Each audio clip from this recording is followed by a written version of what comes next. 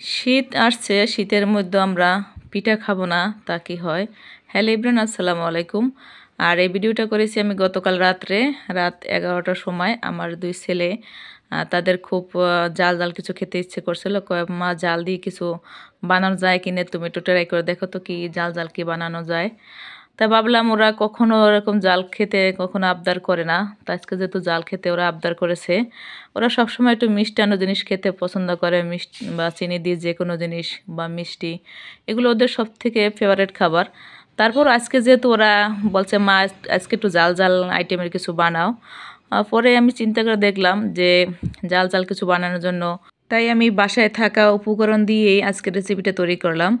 আর এখানে আমি চালের গুঁড়ো, ধনেপাতা, কাঁচা পেঁয়াজ, ডিম, শুকনো মরিচ, শুকনো মরিচের গুঁড়ো, তারপরে কাঁচামরিচ, বোম্বাই মরিচ, এগুলো কুচি কুচি করে কেটে, যে একটু ঝাল ঝাল আইটেমের হয়, যেহেতু আমার দুই ছেলে ঝাল ঝাল খেতে একটু ইচ্ছে করছে। ওরা কখনো জাল খায় না, সেজন্য আমি অবাক হয়ে গেছে যে ওরা যেহেতু কোনোদিনও জাল খেতে পারে না, আজকে ওদের একটু জাল খেতে ইচ্ছে করলো কেন।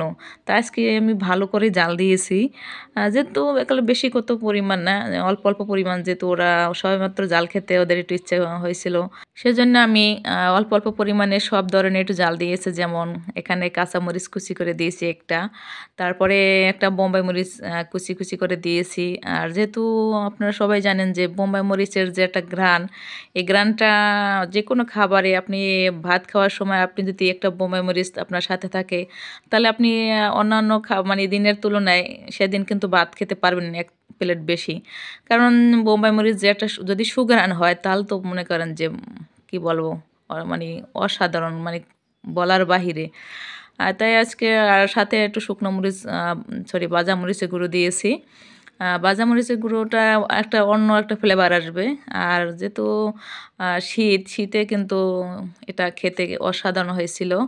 আর আমি অল্প সামান্য তেল দিয়ে এই জাল জাল পিঠাগুলো ভেজে নিলাম। আর আমার পিঠাগুলো ভাজা শেষ হওয়া নাতেই ওরা খেতে শুরু করে দিল। ওরা গরম গরম এটা খেলো, ওদের কাছে খুব ভালো লাগলো। আর পিঠাটা বানানো শেষ না হইতে হইতেই ওদের খাওয়া শেষ হয়ে গেল। ওরা মানে অবশিষ্ট কোনো পিঠাই থাকলো না, ওদের মানে এত স্বাদ লাগছে। ওরা বলে আমি আমাদের জীবন এরকম পিঠা কখনো খাওয়াই হয়নি, আজকে পিঠা এত স্বাদ হয়েছে কেন মা, আজকে পিঠাটা তুমি কি এমন জিনিস দিয়েছো যাতে এত স্বাদ হয়েছে।